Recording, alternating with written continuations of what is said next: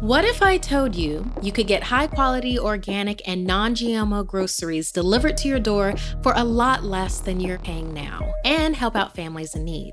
That's what I'm doing since I discovered Thrive Market.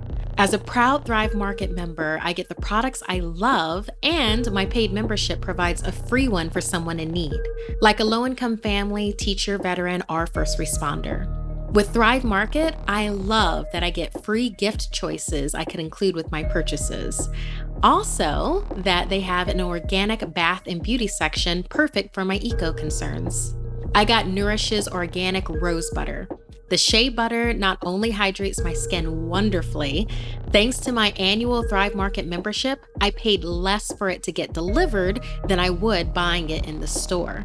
In addition to their membership matching, I love that Thrive Market is also matching donations to their COVID-19 relief fund, dollar for dollar.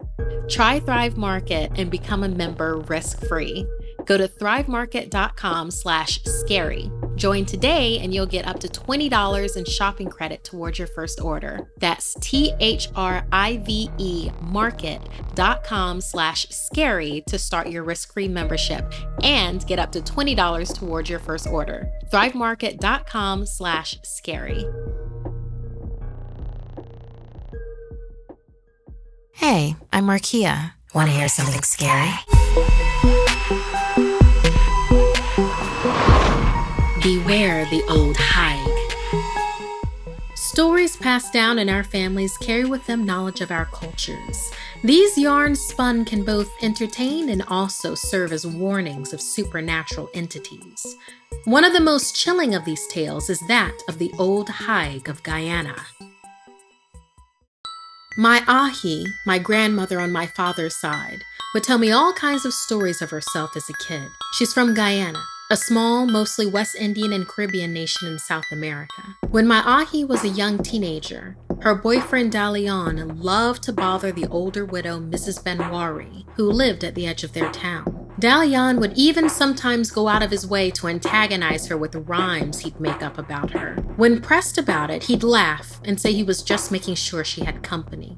The old widow would just sit silent, slightly smiling on her rocking chair, finger crocheting projects from sunrise to sunset. Most were very respectful towards her because rumor had it that Mrs. Benwari was an old higue, a voracious creature that would remove its skin at night and fly off under the moon to claim naughty children. What it did with these children, nobody knew for sure. If you asked people why they thought that about Mrs. Benwari, they would shiver and wouldn't have a solid answer. It was just a gut feeling, they'd say.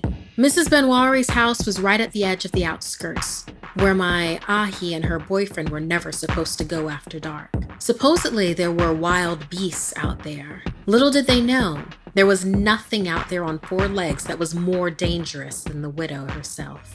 One day, Dalian was supposed to meet my ahi at the local swimming hole just past Mrs. Benwari's home, but he never arrived. It was out of character for Dalian. Yeah, he was young and enjoyed being the town trickster, but he always kept his promises to meet her. On her way back alone from the swimming hole, my grandmother had noticed that Mrs. Benwari wasn't on her porch that afternoon. Her knitting had also been gone from its usual place on the rocking chair. Asking around, Dalian had last been seen goading the poor old woman, like usual. He'd been heard that afternoon shouting outside her house as he passed. "How do you like your babies, Mrs. Benwari? Roasted or stewed?" The next morning, Ahi found a letter tucked under her door. With hurried writing, Dalian explained that he had to get away, that he'd spend the summer with his auntie, far away from their small village. He said that Mrs. Benwari had attacked him after he tried to steal her knitting basket. The letter went on and became even stranger. "The widow went crazy and chased me from her porch. I hid in the forest and fell asleep. Hours passed and I was jolted awake. Something was hovering over me. I was face to face with Mrs. Benwari, or at least most of her. Her skin was missing. I saw what lived under the skin. She was transformed and terrifying. I couldn't scream, shocked as the old Higue floated over me. The raw sinews of her face stretched into a demented grin. I had no control of my body. I lay petrified. I like 'em cooked slow, she croaked through bloody teeth. And there the strange letter ended. It wasn't signed, but at the bottom it was smudged and stained dark red. My ahi ran to Mrs. Banwari's house. The knitting basket was in the usual place on her porch along with Mrs. Banwari. Ahi asked her if she'd seen Dalian, and she said the woman's face instantly seemed to change, from polite to menacing. With a blink, it was back to normal again. Then Mrs. Banwari continued on finger crocheting, smiling down at nothing. My ahi never heard from Dalian again. Neither did his auntie, who he was supposed to stay with. To this day, my ahi shivers and says it was the Higue.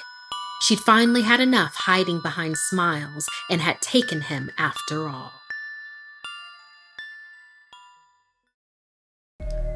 Have you seen our new stickers? Our official Something Scary collection is growing. 2 new monsters have been unleashed. They're now available for purchase on our Teespring link below. Don't forget to collect them all and tag us at We Are Snarled in pics of places they can be found. Want more Something Scary? You can hear more stories over on the Something Scary podcast, available for free on Apple Podcasts or wherever you listen to your favorite shows. The links are in the description below. Thank you to all of our patrons. While we do run a limited amount of ads, the show would not be possible without your support. If you'd like to submit a story, send me an email at somethingscary@snarled.com. Like and share this video if it gave you the chills. And don't forget to subscribe to Snarled and turn on the bell for notifications. And if you dare, follow me on social media.